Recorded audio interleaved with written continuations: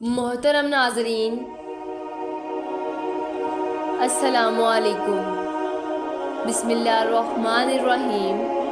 شروع اللہ کے نام سے جو بڑا مہربان نہایت کرم کرنے والا ہے۔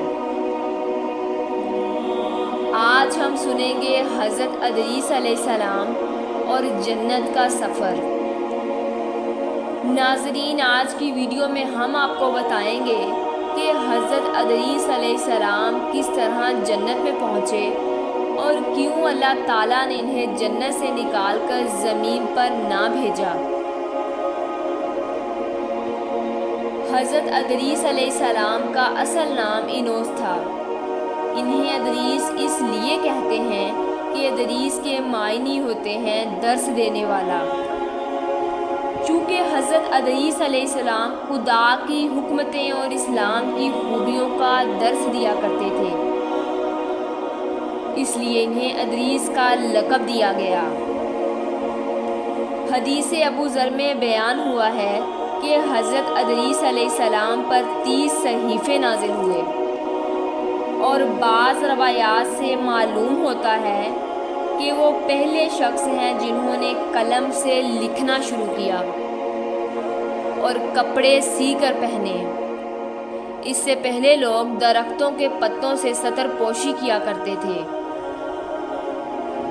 حضرت ادریس علیہ السلام درزی کا کام کرتے تھے اور ساتھ ہی تسبیح و تسبیح خدا کرتے رہتے تھے۔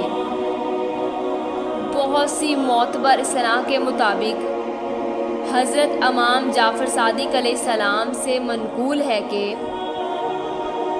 مسجد سہلہ حضرت ادریس علیہ السلام کا مکان تھا، جہاں وہ درزی کا کام کیا کرتے تھے اور نماز پڑھتے تھے۔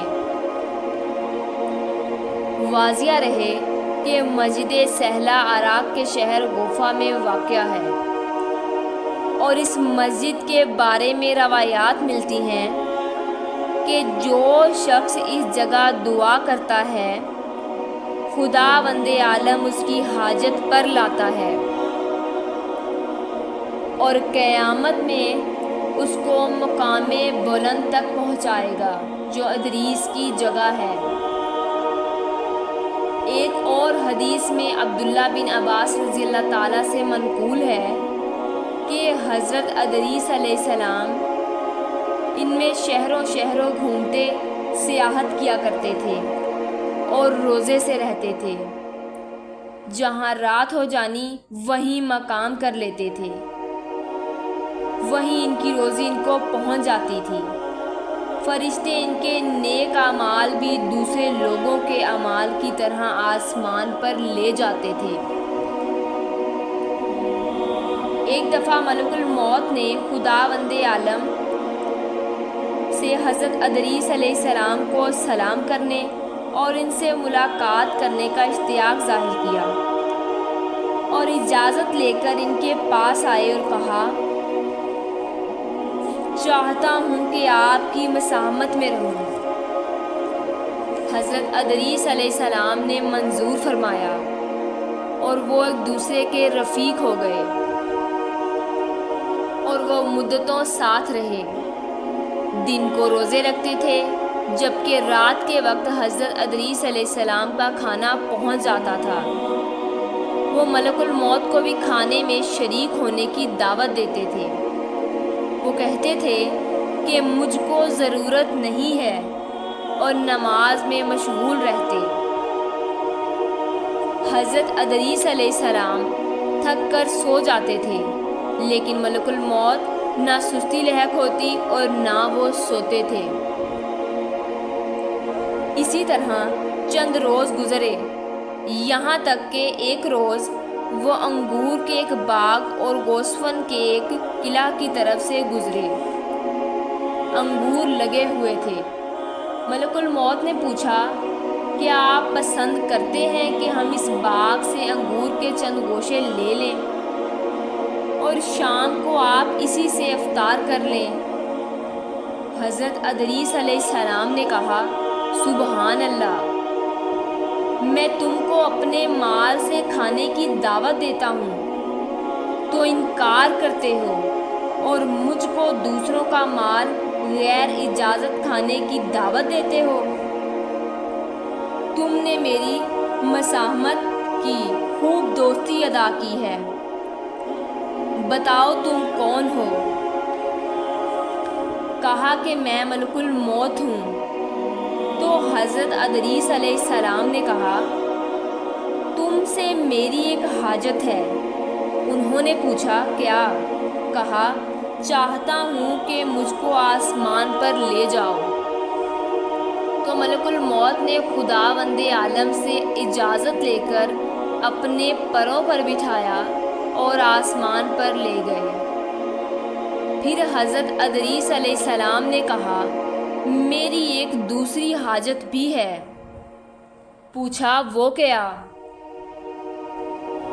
کہا میں نے سنا ہے کہ موت بہت سخت ہے، میں چاہتا ہوں کہ اس کا کچھ مزہ بھی چکھاؤ، تو میں سمجھوں کہ ویسی ہی ہے جیسا میں نے سنا ہے۔ ملک الموت نے خدا سے اجازت لی، اجازت مل گئی تو تھوڑی دیر کے لیے ان کی سانس پکڑ لی، پھر ہاتھ ہٹا لیا اور پوچھا کہ موت کو کیسا پایا؟ کہا بہت زیادہ شدید ہے، اس سے زیادہ کہ میں نے جتنا سنا تھا۔ پھر کہا کہ ایک اور حاجت ہے، یعنی مجھ کو جہنم کی آگ دکھاؤ۔ ملک الموت نے خازن جہنم کو حکم دیا کہ جہنم کے دروازے کھول دو۔ جب حضرت ادریس علیہ السلام نے دیکھا تو وش کھا کر گر پڑے۔ جب ہوش میں آئے تو کہا ایک اور حاجت ہے، یعنی بہشت دیکھنا چاہتا ہوں۔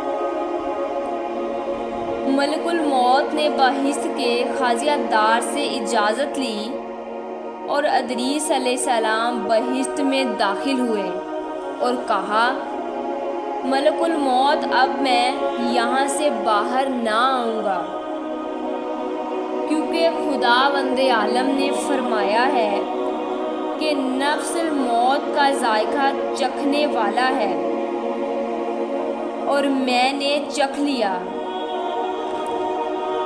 اور فرمایا ہے کہ تم میں سے کوئی ایسا نہیں جو جہنم کے پاس ورد نہ ہو، اور میں ورد ہو چکا ہوں۔ اور بہشت کے بارے میں فرمایا کہ پہلے بہشت باہر نہیں جائیں گے۔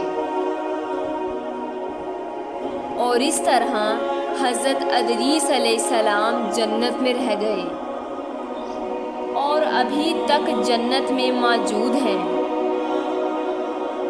امید کرتے ہیں آپ کو ہماری آج کی ویڈیو اچھی لگی ہوگی۔ ایسی مزید ویڈیوز دیکھنے کے لیے ہمارے چینل کو سبسکرائب کریں، لائک اور کامنٹس کریں۔